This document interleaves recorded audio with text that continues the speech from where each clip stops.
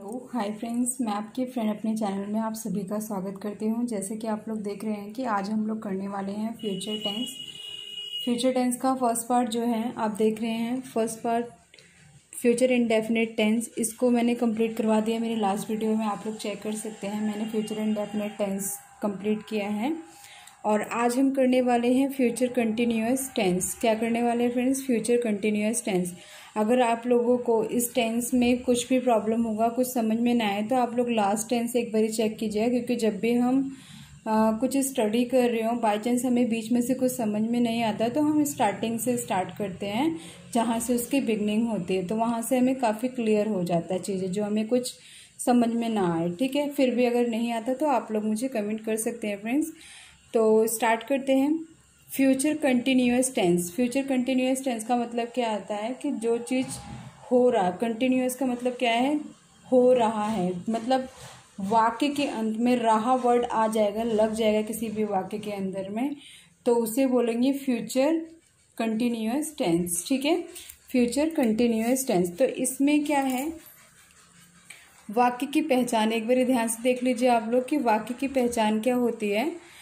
वाक्य की पहचान जिस वाक्य के अंत में रही होगी, रहे होंगे, रहा होगा, रहा होगा आता है। मैंने कहा ना कि रहा, रहे, ये सारे कंटिन्यूअस टेंस के उदाहरण होते हैं। ये कह लीजिए कि अगर आप कोई वाक्य बोल रहे हैं, अगर उसमें ऐसा कुछ वाक्य आ गया कि कल मैं ये काम कर रहा हूँगा, कल मैं स्कूल जा रहा हूँगा, कल मैं मार्केट जा रहा हूँगा, या कुछ और वर्ड बोल दिया जाए, तो ये सारे क्या हो जाते हैं?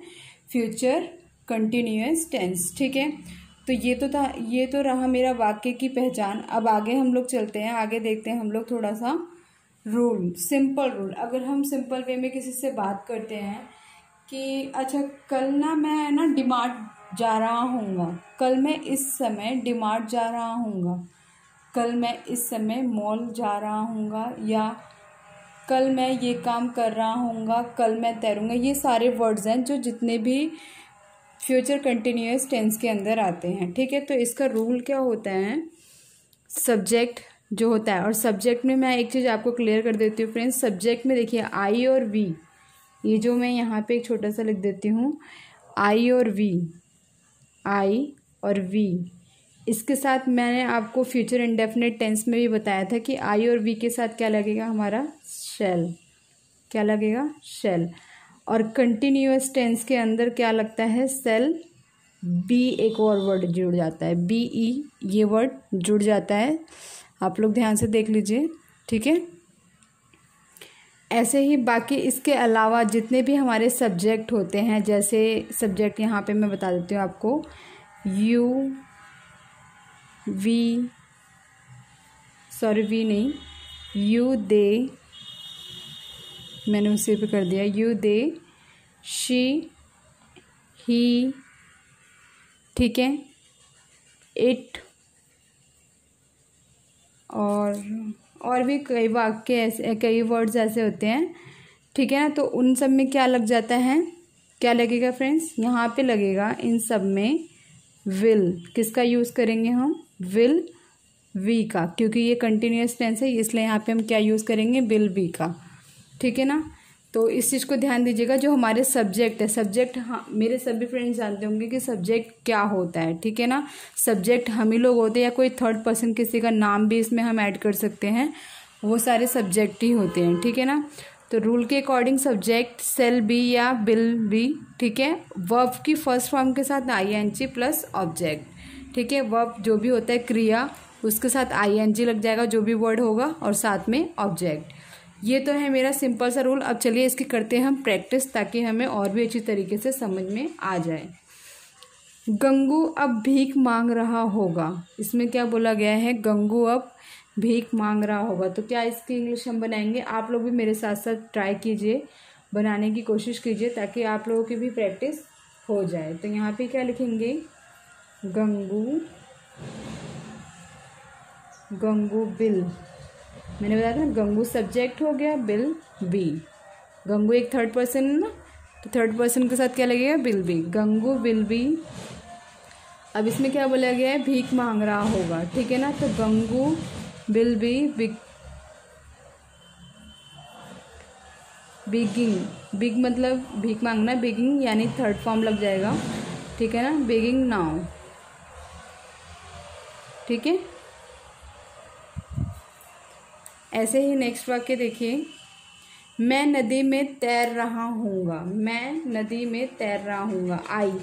अब यहाँ पे क्या यूज हो गया, आई, और आई के साथ मैंने क्या बताया था, क्या लगेगा, शैल, आई शैल बी, ठीक है, I shall be swimming,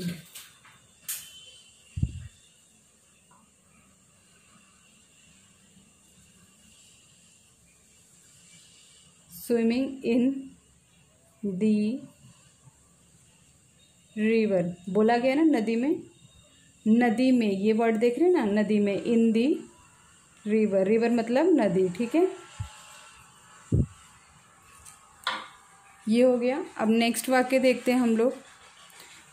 next जो है, फूल मधुर सुगंध दे रहे होंगे, फूल मधुर सुगंध दे रहे होंगे, तो इसका कैसे करेंगे, दी, क्योंकि यहाँ पे कुछ है नहीं सब्जेक्ट, तो यहाँ पे हम दी लिखेंगे, दी फ्लावर्स, फूल है ना ये, दी, सॉरी सब्जेक्ट में फूल को लेंगे, दी फ्लावर्स, ठीक है ना, दी फ्लावर्स विल, क्योंकि ये थर्ड, एक देखिए नाम ही है ये, फूल हो गया, फ्रूट्स हो गया, कुछ और हो गया, तो ये सब चीज़ें क्या है, एक तरह से नाम है। तो इन सब के साथ जैसे हम पैलेस लिखते हैं, किसी पैलेस का नाम लिखते हैं, किसी स्थान का नाम, तो वहाँ पे हम दी का वर्ड यूज़ करते हैं, ठीक है ना। और इसके साथ फ्लावर्स हैं, तो ये मैंने आपको बताया कि थर्ड पर्सन के साथ क्या लगेगा, विल बी, ठीक है ना, the flowers will be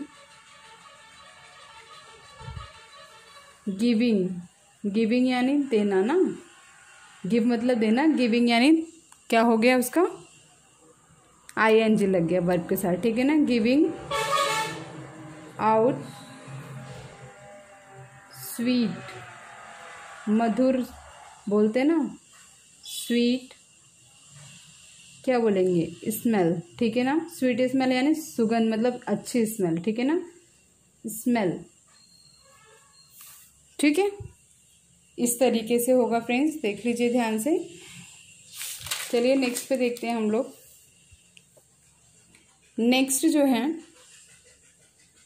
negative rule पे आते हैं। नेगेटिव रूल का मतलब क्या होता है कि नेगेटिव रूल यानी कोई भी वाक्य नहीं में यूज किया गया है उसे कहते हैं नेगेटिव रूल, ठीक है ना, कि वाक्य के अंदर ये आ गया हो कि कल मैं स्कूल नहीं जा रहा हूँगा, कल मैं नानी के घर नहीं जा रहा हूँगा, तो ये सारे वर्ड्स क्या होंगे, नेगेटिव, यानी वहाँ पे नहीं का यूज़ कर दिया गया है, इसलिए वह वाक्य क्या हो गया हमारा, नेगेटिव में।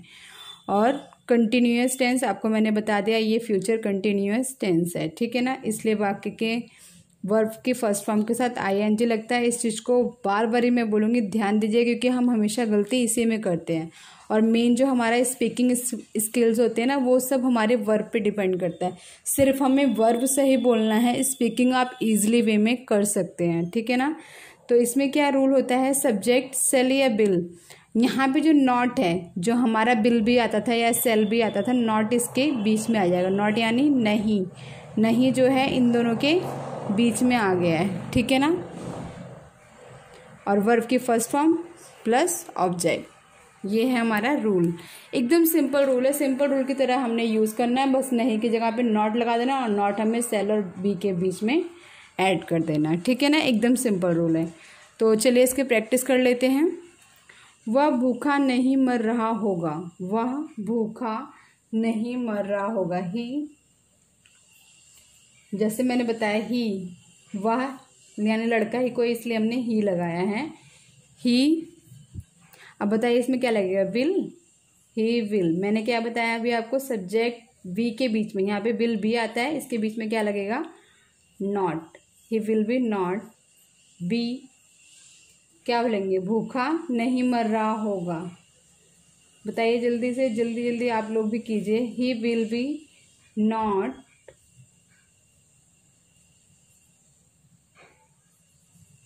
Dying of hunger.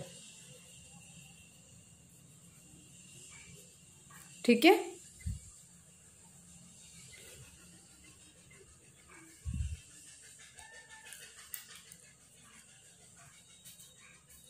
नेक्स्ट देखिए, तुम चाय नहीं पी रहे होगे। ठीक है ना, तुम चाय नहीं पी रहे, you will not be, you will not be. ये बहुत इजी होता है, ठीक है ना। अगर आपने इसको ध्यान में दे लिया तो ये बहुत इजी होता है। फिर आगे हमारा क्या होता है, पीना। इसमें क्या बोला गया है, पीना। तो क्या होगा, टेक, ING, टेकिंग। ठीक है ना। You will not be taking क्या, टी ना, टी। ठीक है। नेक्स्ट पे चलते हैं। वे गीत नहीं गा रहे होंगे, तो यहाँ पे क्या लगेगा, दे। क्या लगेगा, दे। वे गीत नहीं गा रहे होंगे, दे विल नॉट बी, बताइए आगे, नॉट बी सिंगिंग। गाना हो गया ना, इसमें क्रिया यही हो रहा है ना, सिंग मतलब गाना। सिंगिंग क्या, सॉन्ग कर रहे हैं ना, दी सॉन्ग्स। ठीक है ना। इस तरीके से हो गया हमारा नहीं वाले वाक्य। अब हम चलते हैं इंट्रोगेटिव पे, जो कि हमारे लिए ये भी बहुत ज़रूरी है। हम जब नॉर्मल लाइफ में बातें करते हैं ना, तो हम हर तरह की चीज़ें यूज़ करते हैं, नहीं में, हाँ में, वाक्य में, क्वेश्चन करने में, हर तरह के वाक्य यूज़ करते हैं। तो हमें हर तरह की चीज़ें हमें पता होनी चाहिए, ठीक है ना। तो इंट्रोगेटिव का मतलब पता है आपको, प्रश्नवाचक क्या होता है, ये प्रश्नवाचक। ठीक है ना। इसमें क्या लिखा है, ये सेल बी। अब मैंने आपको बताया था कि प्रश्नवाचक में जो हमारा हेल्पिंग वर्ब होता है, जैसे ये है, और इस जैसे मैंने आपको बताया यहाँ पे भी बताती हूँ, यहाँ पे तो ये मेरा हेल्पिंग वर्ब जो है ना, ये हमारा आगे आ जाता है, सब्जेक्ट पीछे, प्लस बी, प्लस वर्ब की फर्स्ट फॉर्म के साथ ING, प्लस ऑब्जेक्ट। ठीक है ना। एकदम सिंपल रूल होता है। अगर हम किसी से वाक्य करते हैं तो विल और सेल को आगे कर देते हैं, बाकी सब हमारा पीछे चला जाता है। ठीक है ना। इवन जो हम बी यूज़ कर रहे हैं कंटिन्यूअस टेंस में, वो भी हमारा सब्जेक्ट के बाद आएगा। तो चलिए हम प्रैक्टिस कर लेते हैं। क्या वे हंस रहे होंगे, क्या वे हंस रहे होंगे, विल देखिए मैंने यहाँ पे विल क्यों लगाया, मैं चाहती तो मैं सेल भी लगा देती थी, लेकिन पर नहीं, हमें क्योंकि हमने पढ़ा है तो हमें पता है कि यहाँ पे हमारा विल लगेगा, क्योंकि यहाँ पे बात हो रही है वे की। तो क्या लिखेंगे यहाँ पे, क्या वे हंस रहे होंगे, तो यहाँ पे क्या होगा, दे। क्या होगा, मैं थोड़ा सा वेट करती हूँ ताकि आप लोग भी प्रैक्टिस मेरे साथ करें, जिससे आप लोगों को भी समझ में आया। विल दे बी,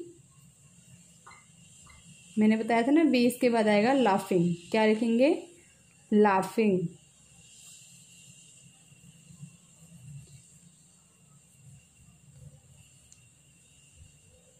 सॉरी, यहाँ पे आई है, ING, लाफिंग। ठीक है ना। आप लोग ये भी सोच रहे होंगे कि मैं एक पेंसिल क्यों यूज़ कर रही हूँ, मैं इसलिए यूज़ कर रही। देखिए, क्योंकि कभी कभी होता है ना कि आप लोगों को सेम टू सेम मैं पेंसिल कर देती हूँ, तो आप लोगों को समझ में नहीं आता है कभी कभी, तो इसलिए मैं पेंसिल यूज़ करती हूँ ताकि आप लोगों को थोड़ा क्लियर समझ में आए। ठीक है ना। नेक्स्ट, क्या वह चीख नहीं रही होगी, क्या वह चीख नहीं रही होगी। रही की बात हो रही है, यानी शी की बात हो रही है, तो शी यानी थर्ड पर्सन ही है, तो क्या लगेगा, विल शी। अब देखिए यहाँ पे नॉट भी आ गया है, तो यहाँ पे क्या करेंगे, बताइए जल्दी, शी नॉट। ठीक है ना, नॉट बी।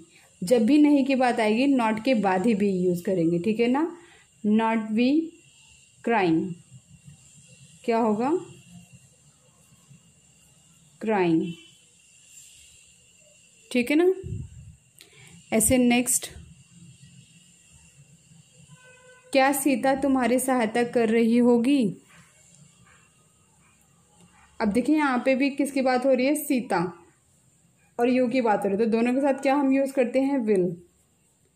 क्या यूज करेंगे, विल सीता वी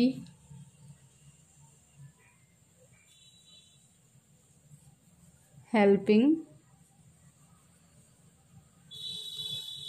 यू, ठीक है ना। Will Sita be helping you. हम नॉर्मली किसी से क्वेश्चन करते हैं कि सीता तुम्हारी हेल्प कर रही होगी, तो इस तरीके से हम पूछते हैं फ्रेंड्स। तो होप सो आप सभी को मेरा ये वीडियो अच्छा लगा हो। अगर अच्छा लगा तो प्लीज़ आप लोग लाइक शेयर कमेंट ज़रूर कीजिएगा, और जिन्होंने मेरे चैनल को अभी तक सब्सक्राइब नहीं किया प्लीज़ वो लोग सब्सक्राइब कर लें और बेल आइकन ज़रूर से दबाएं। ओके फ्रेंड्स, आज के लिए इतना ही। Thank you so much for watching my video.